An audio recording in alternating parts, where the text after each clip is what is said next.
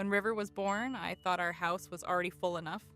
7 German shepherds ruled everything, from the sofa to the backyard.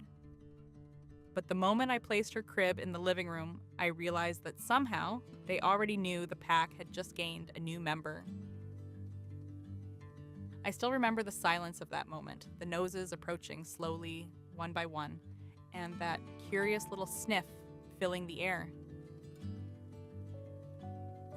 No barking, no chaos, just calm eyes and gently wagging tails. One of them, Roman, came closer than the others and softly touched her hand with his nose. That's when I knew there was nothing to fear. Our home was in good paws. During the first months, I often caught myself watching the way they guarded the crib. Every time River moved, someone lifted their head.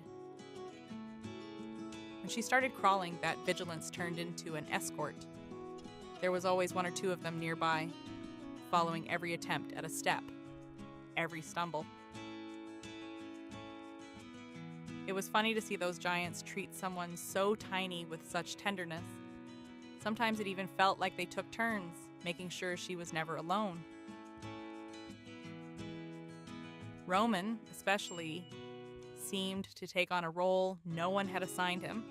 If River went too far, he'd stand in front of her, blocking the way with his body, but never touching her. He would just stay there, as if to say, "Not this way." Sometimes she'd try to sneak around him, and he'd calmly follow right behind. I think she got so used to that even now she feels safer whenever she knows he's nearby. As time passed, her curiosity grew right along with theirs. River learned how to open the kennel doors and let them out, one by one, like it was their secret game. Soon there wasn't a gate she couldn't figure out. And one day I found the 2 of them, her and Roman, sitting in a big muddy tub, covered from head to toe, laughing as if the whole world belonged to them.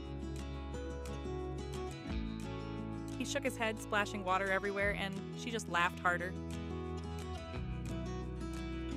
She also started imitating them.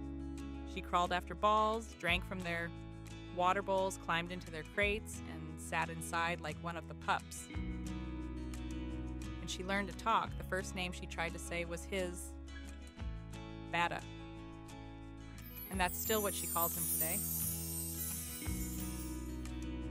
Now, whenever she says, "Come here, Bada," he runs to her like it's the sweetest sound he's ever heard. Now that she's 2, River doesn't want to act like a dog anymore. She wants to take care of them. She helps me prepare their food, cracks the eggs, mixes everything with her little hands, and serves each bowl one by one. The dogs wait patiently, and she watches them closely, serious and focused, as if she knows how much it matters. In those moments, the whole yard goes quiet, just the sound of paws and her soft little giggles.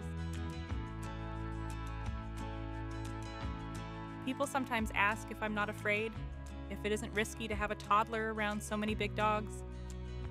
But what I see every day gives me peace. River is growing up surrounded by gentleness, patience, and love, by eyes that seem to understand her every breath.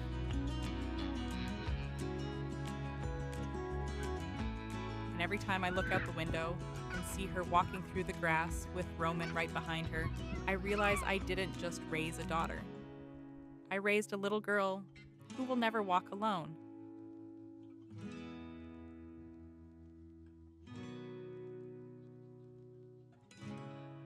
Subscribe and watch another exciting story, selected with love.